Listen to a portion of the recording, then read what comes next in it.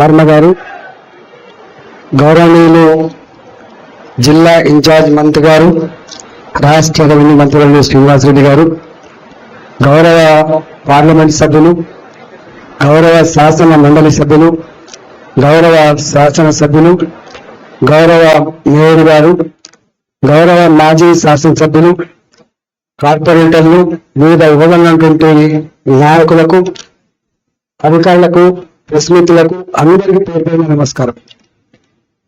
ఈరోజు 2047 వికసిత్ భారత్ వైపు మోడీ గారి నాయకత్వంలో భారత్ ఎంత వేగంగా అభివృద్ధి చెందుతుందో దానికి సజీవ సాక్ష్యం ఇవాళ వరంగల్ రైల్వే స్టేషన్. ఇక్కడ మాత్రమే కాకుండా ఎయిర్పోర్ట్లను కల్పించే పద్ధతులలో నగరాలు చాలా ఫాస్ట్ గా విస్తరిస్తూ ఉన్నాయి.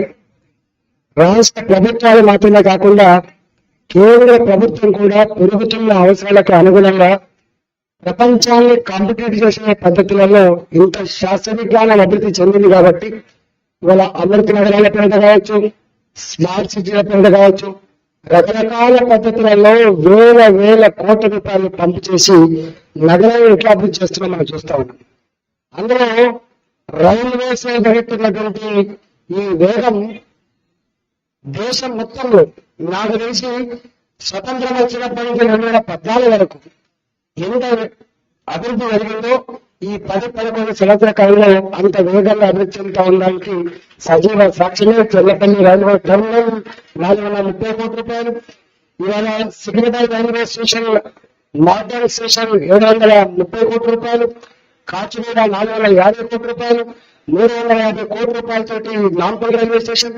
అంటే ఒకనాడు కోటి రూపాయలు 2 కోట్ల రూపాయలు చిన్న టాయిలెట్స్ కట్టించి సున్నమించినటువంటి ఈ దేశంలో ఇవాళ మోడీ గారు వచ్చిన తర్వాత నాకు తెలిసి 106 రైల్వే స్టేషన్లు ఇట్లా మోడల్ రైల్వే స్టేషన్ గా తీర్చిదిద్దింది. అంటే మనం ఎటువంటి ప్లాన్ చేస్తున్నామో అర్థం కావాలి.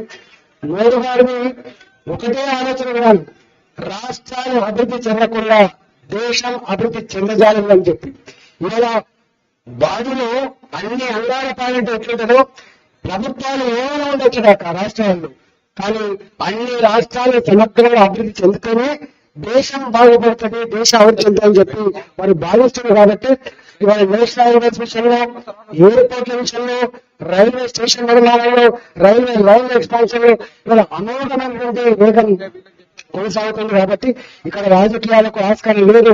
రాష్ట్ర ప్రభుత్వమైనా కేంద్ర ప్రభుత్వమైనా ప్రజల సమస్యల పరిష్కారం ఏదైనా పనిచేయాలి తప్ప ఇంకోటి కాదని చెప్పి నేను మనవి చేస్తూ ఇవాళ కేంద్ర ప్రభుత్వం ఖర్చు పెట్టే డబ్బైనా, రాష్ట్ర ప్రభుత్వం ఖర్చు పెట్టే డబ్బైనా ప్రజలు కట్టిన పనులు డబ్బుతో అభివృద్ధి జరుగుతా ఉంది. కాబట్టి నేను అనేటువంటి కాన్సెప్ట్ కాకుండా దేశం మనం అనేటువంటి కాన్సెప్ట్ లో మరింత వేగంగా అభివృద్ధి జరగడానికి అందరూ కలిసి పనిచేయాల్సిందిగా కోరుతూ ఇవాళ రైల్వే స్టేషన్ నా ప్రయాణికానికి అంకితం ఇచ్చే సందర్భంగా వరంగల్ ప్రజానికానికి శుభాకాంక్షలు తెలియజేస్తూ సెలవు తీసుకుంటున్నాను.